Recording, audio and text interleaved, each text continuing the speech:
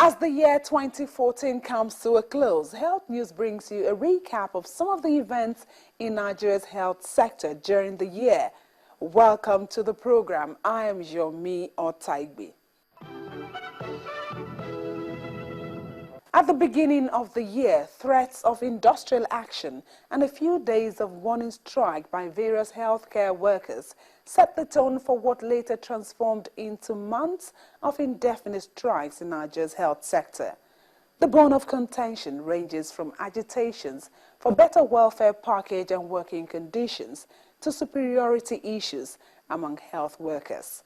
The first indefinite strike was called by the Nigerian Medical Association.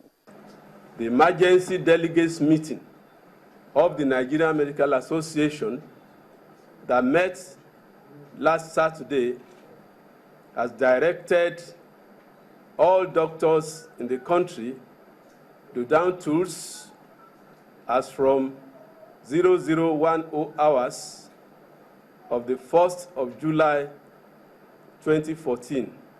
The ripple effect of this directive by the president of the Nigerian Medical Association, Dr. Kayode Obembe, is now being felt in public hospitals in most parts of Nigeria.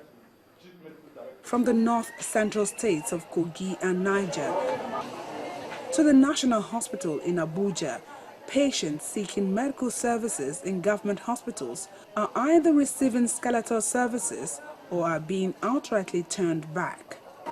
To my greatest surprise, there was somebody who said he's a HOD, though I did not know his name, said he will just come and let us know that we should just go, that doctors are on strike. So we are just here. The management of this has met. We also resolved that we put all machineries in place to make sure that our patients in the wards are well taken care of. And so we might not admit new patients, but we also attend to emergency cases in National Hospital.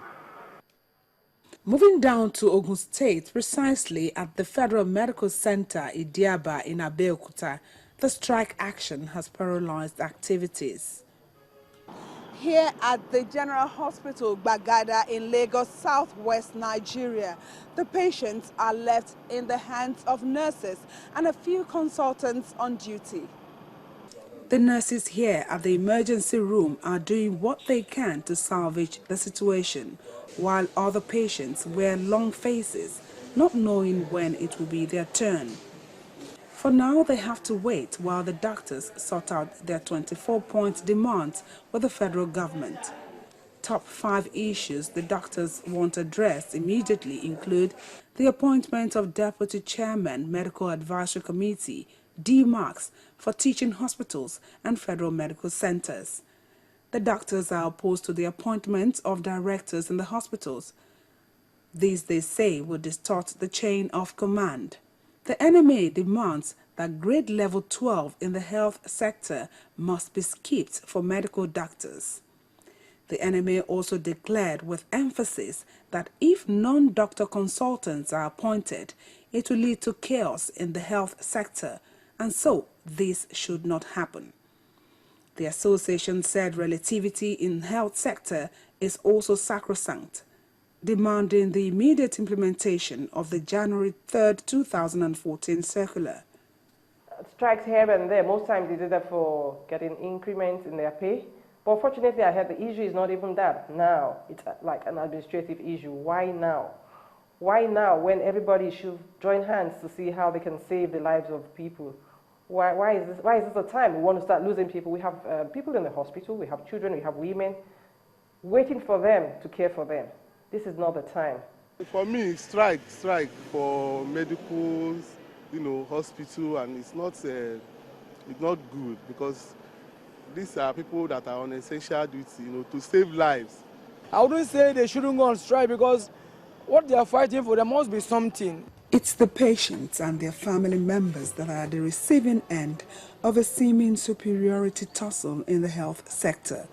Everyone is looking in the direction of the federal government, represented here by the Federal Ministry of Health and the striking doctors, to see to the end of not just this strike, but incessant strikes by healthcare professionals in Nigeria.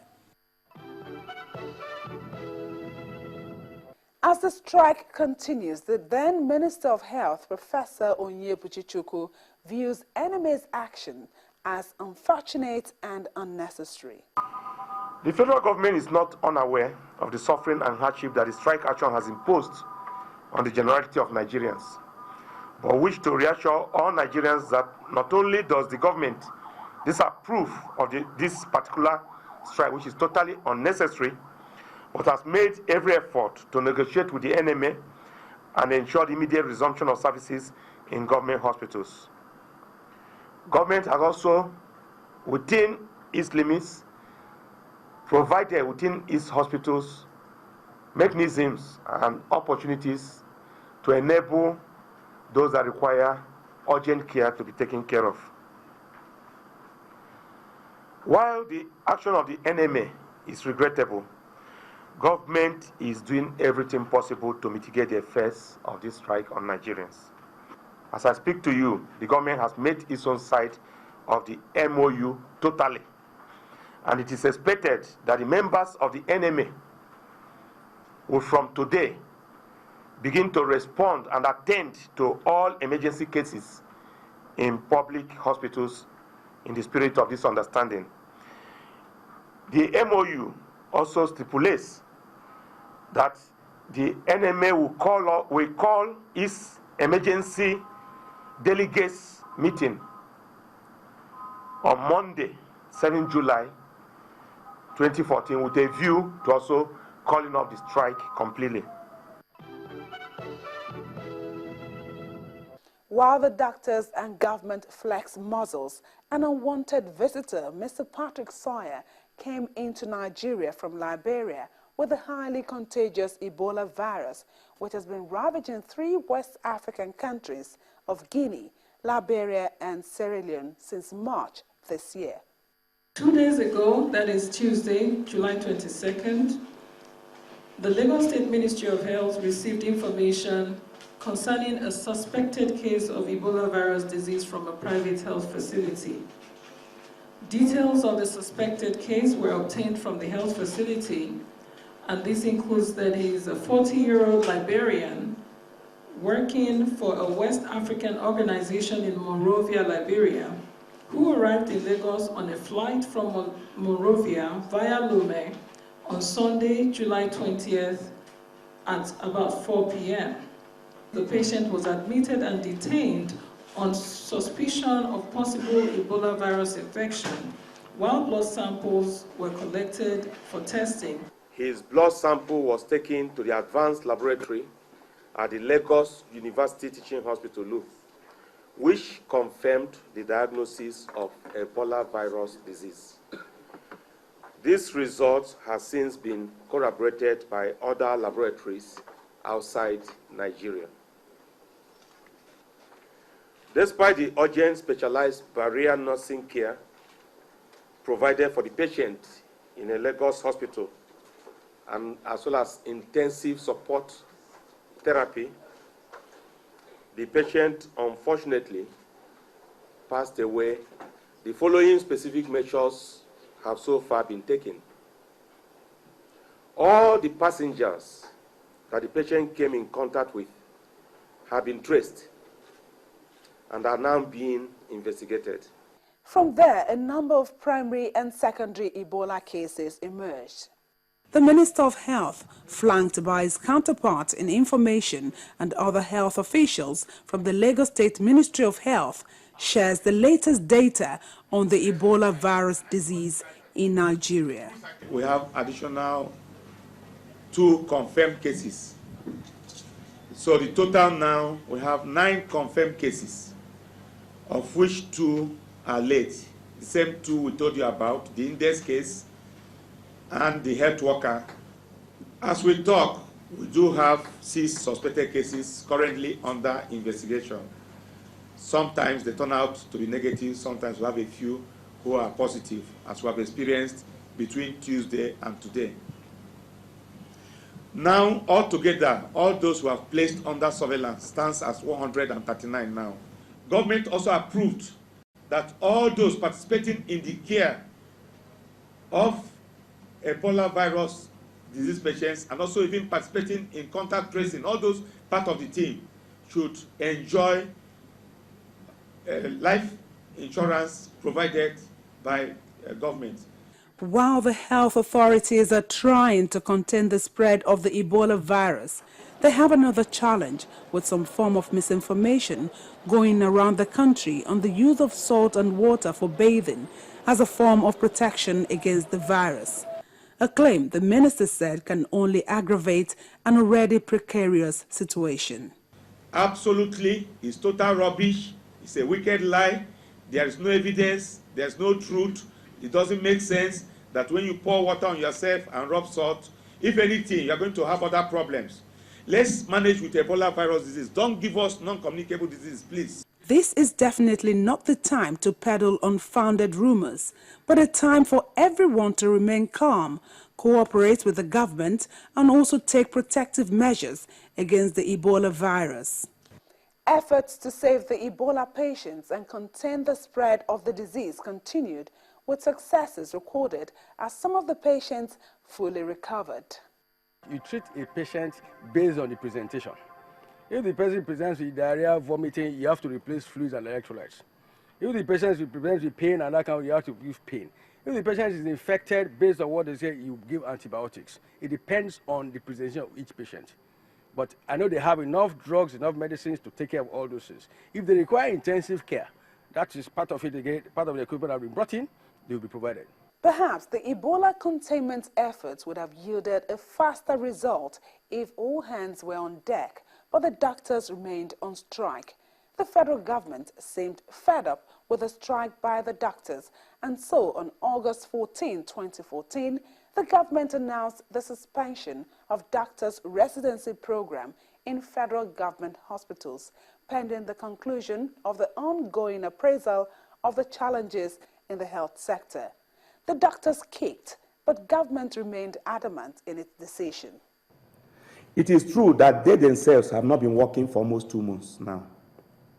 Resident doctors working in government, except those working in private hospitals, resident doctors working in both federal and state hospitals, almost 2 months now, have not been working. They've not participated in the control of this Ebola virus disease. They've not played any role, absolutely. So even if government has not taken any decision at all now, they are not working. They are not there. I don't know why suddenly the media starts taking interest in them. Were they working? They are not working. They are not part of this success story.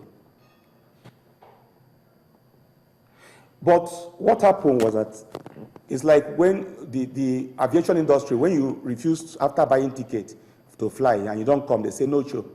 You didn't show up and they even penalize you. So there's no show of the resident doctors.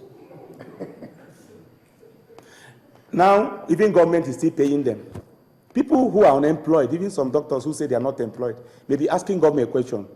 Okay, is it because we never had an appointment letter? What is the difference?